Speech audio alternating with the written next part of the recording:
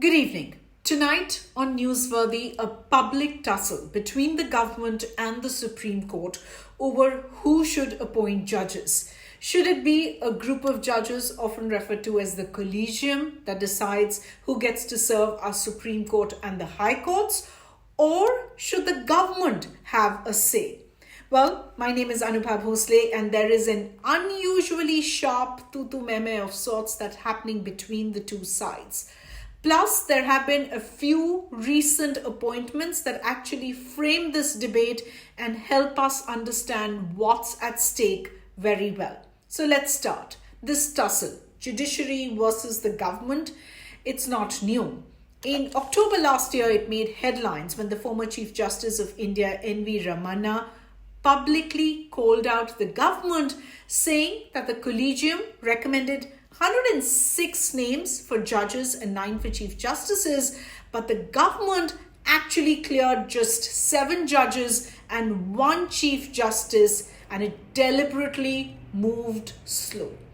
So the question is, why would the government do that? And can it even do that?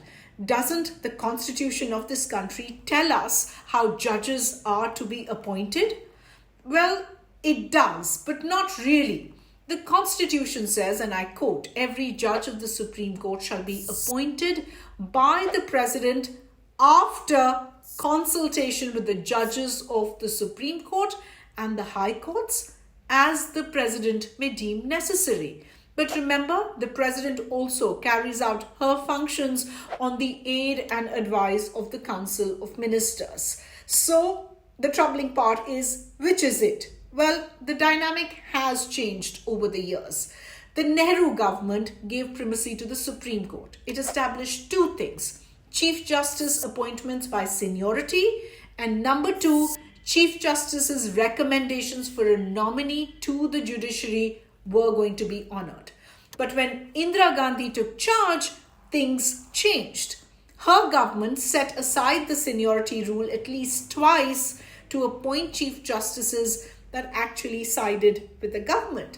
As we know, during the emergency, the Apex Court upheld various rules of the government that we now know as draconian. 2 decades later, the judiciary seized back its power and held that this word consultation that I referred to cannot mean that the government has an equal say in the appointment process. This actually led to the Collegium. The Chief Justice of India plus 4 senior-most Supreme Court judges decide who gets elevated to the Supreme Court. And it's the same for the High Court, where the Collegium is made up of the High Court's Chief Justice plus 2 senior-most judges. The Collegium's recommendations go to the Law Minister, who then sends them to the Prime Minister, who then advises the President. Now, on paper, this part is a formality. The Collegium is supposed to have the last say, but in reality, it's been different.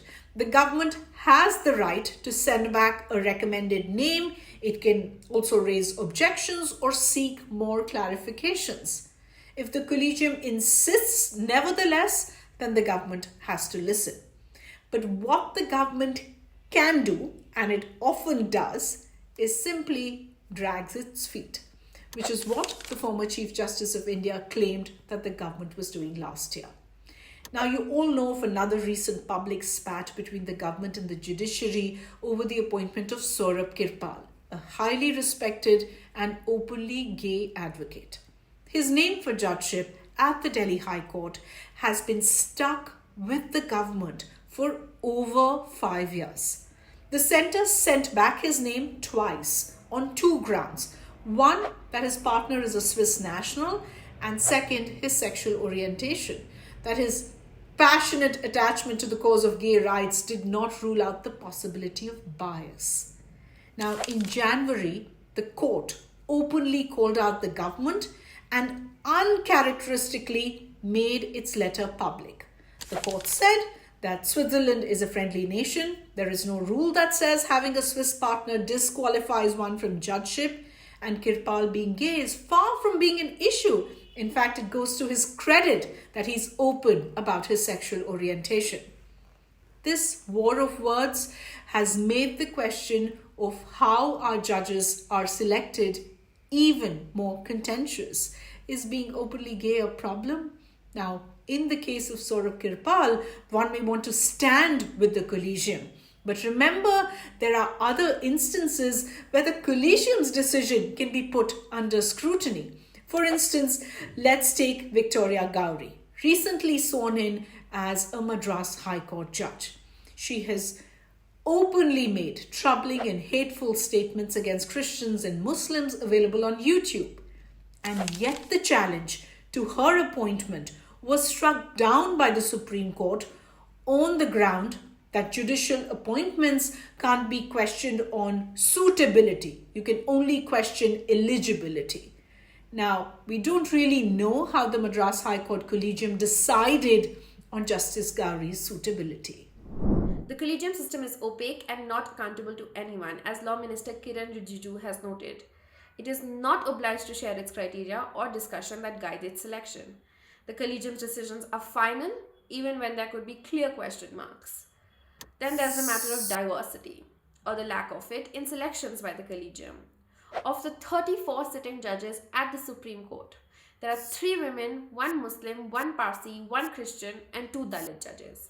None of the current judges are from the queer community or the ST community. It is very much an upper caste Hindu boys' club.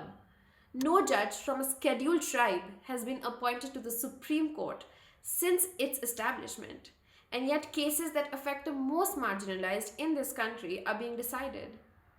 The government's complaint also is that the Collegium is just too slow. High courts don't send their recommendations 6 months in advance of a vacancy as required by law. The Supreme Court blames the government for the delay, by the way, not because of red tape, but because names recommended, they say, are not palatable to it. Despite all this back and forth or tutu meme, as we said earlier, the government recently greenlit names for the top court, and in a really long time, the Supreme Court is functioning at full strength. If the opposition is to be believed, even with the Collegium, the government manages to have its say. You may have heard that the centre recently appointed former Supreme Court Judge S. Abdul Nazir as the new governor of Andhra Pradesh. This move has been criticized by the opposition, also many among you. The argument is that post-retirement perks can guide pre-retirement rulings. Justice Nazir, during his tenure at the Supreme Court, was a part of the Ayodhya verdict and upheld the 2016 demonetization. Critics cite other verdicts as well as examples of this alleged quid pro quo. Same for former CJI Justice Gogoi, part of the bench that delivered the Ayodhya verdict and made it as a BJP Rajya Sabha member soon after. In the last 3 years, he has asked 0 questions, participated in 0 debates, and attended less than 30% of parliament sessions. The government today and in the past, both the Vajpayee and the Manmohan Singh government have tried to replace the Collegium but didn't manage. In 2014, the Modi government came the closest. With a parliamentary majority, they managed to set up a National Judicial Appointments Commission, which was later struck down by the Supreme Court. So as of today, the Collegium stands and the government isn't happy with it.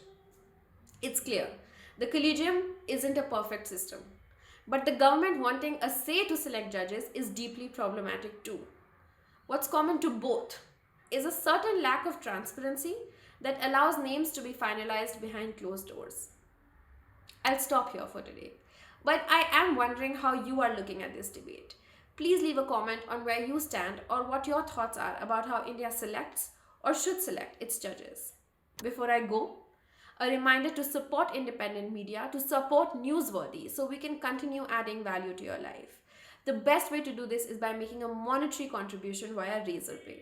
There's a QR code on your screens now if you want to scan and pay.